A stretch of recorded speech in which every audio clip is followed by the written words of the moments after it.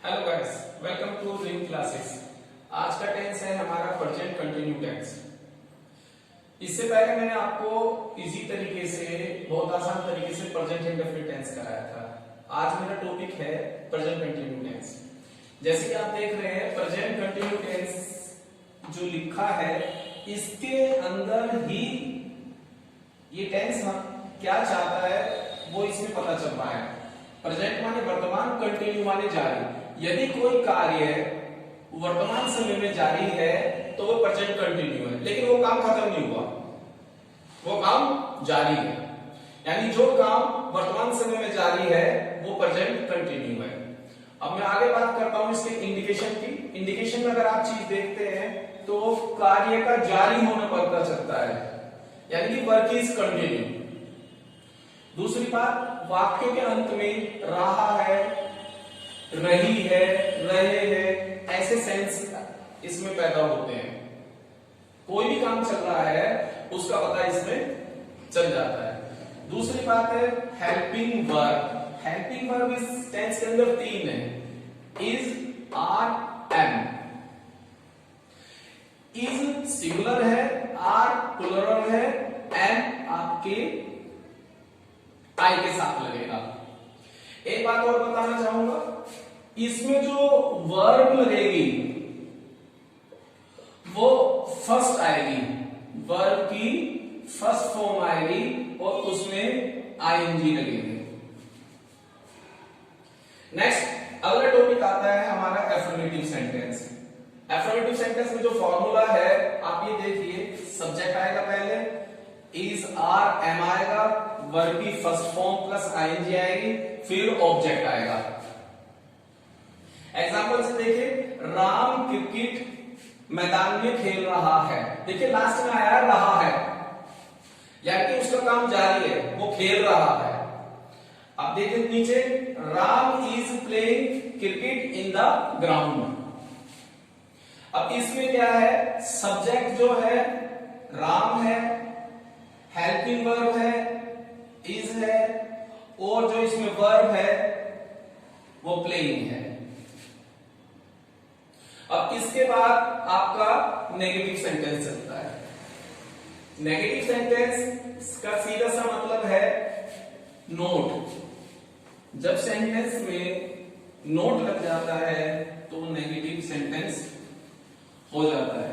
लेकिन अगर negative sentence को समझने के लिए सबसे पहले उसके फार्मूले को समझिएगा तो बहुत ही आसान हो जाएगा। क्या बारे में बात हो रही थी आपसे? नेगेटिव सेंटेंस का फार्मूला देखिए, subject is, are, am, verb की first form plus ING plus object. Negative sentence का मतलब होता है किसी चीज को मना करना। इसमें नोट होना बहुत जरूरी है। जैसे कि आप देखिए, सब्जेक्ट इज, आर, एम, यहां पर नोट आना चाहिए। तो नेगेटिव सेंटेंस का मतलब क्या है, नोट। हेल्पिंग वर्ब के बाद नोट लगना। जैसे एग्जांपल देखिए, रवि फिल्म नहीं देख रहा है, रवि फिल्म नहीं देख रहा है, तो Ravi is not watching the film. Ravi यहां पर सब्जेक्ट है,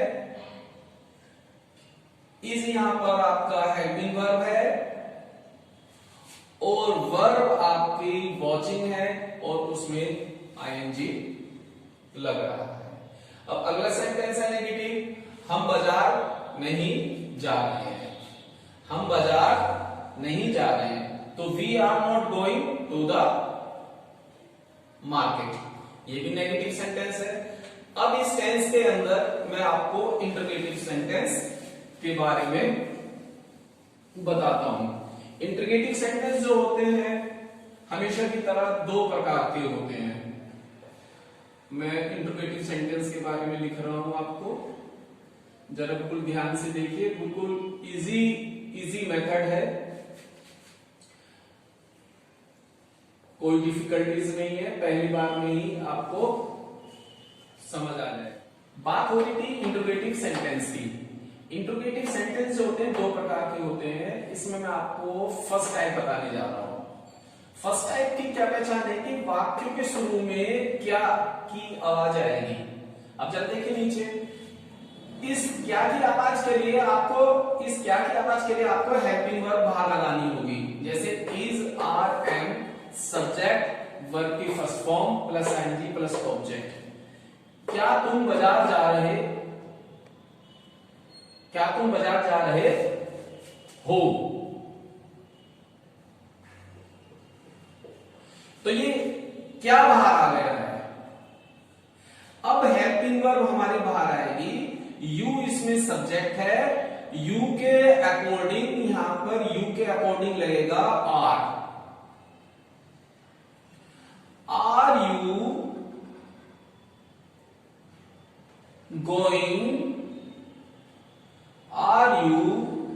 गोइंग टू द मार्केट। दोबारा देखिए, are you going to the market, क्या तुम बाजार जा रहे हो।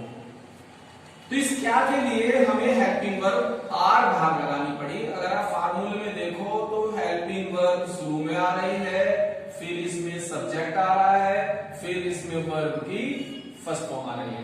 इसी प्रकार से नेक्स्ट सेंटेंस देखिए, क्या वह खाना नहीं बना रही है। क्या वह खाना नहीं बना रही है, तो सीधी सी बात है, शी है, सी सिंगुलर है, क्या के लिए इज बाहर आएगा। क्या के लिए क्या आएगा, इज बाहर आएगा। सीधी सी बात है, is she not making the food. तो ये आपका इंटरोगेटिव फर्स्ट टाइप कंप्लीट हो जाता है। अब मैं आपको इंटरोगेटिव सेंटेंस का सेकंड पार्ट कराता हूं। बात हो रही थी इंटरोगेटिव सेंटेंस के सेकंड टाइप की।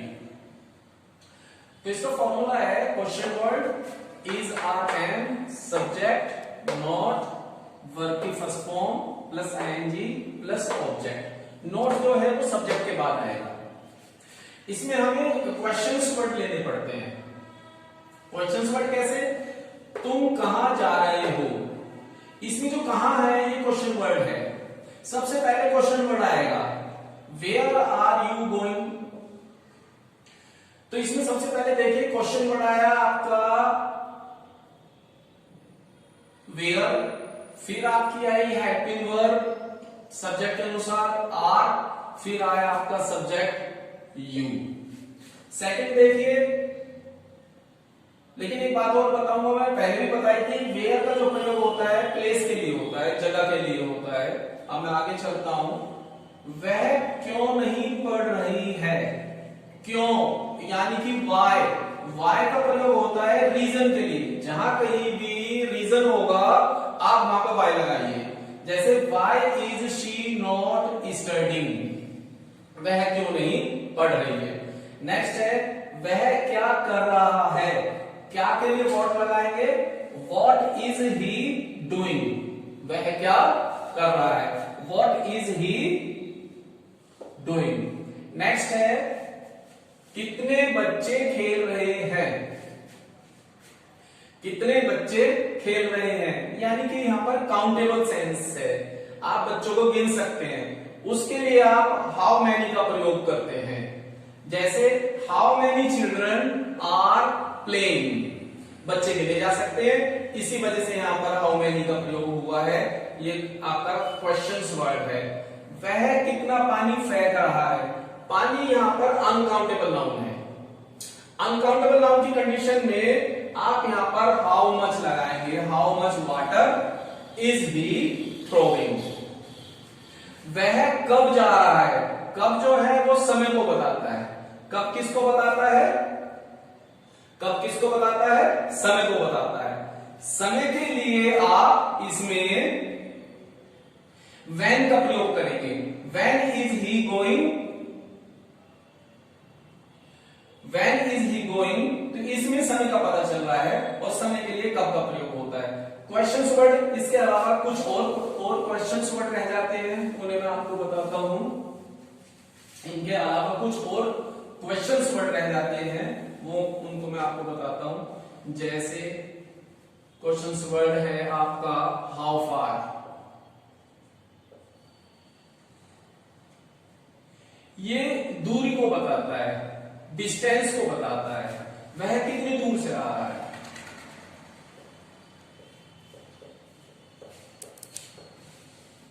वह कितनी दूर से आ रहा है। तो सीधी सी बात है, कितनी दूर के लिए आएगा आपका हाउ फार, फिर आएगा इज ही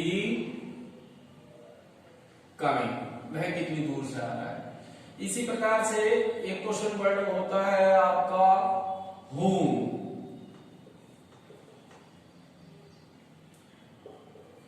किसे, तुम किसे पढ़ा रहे हो, तुम किसे पढ़ा रहे हो।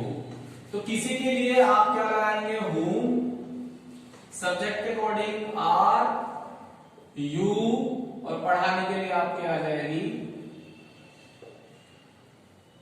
टीचिंग। whom का जो प्रयोग होता है लिविंग के लिए होता है, लिविंग चीज के लिए whom का प्रयोग होता है। और नेक्स्ट है आपका whose,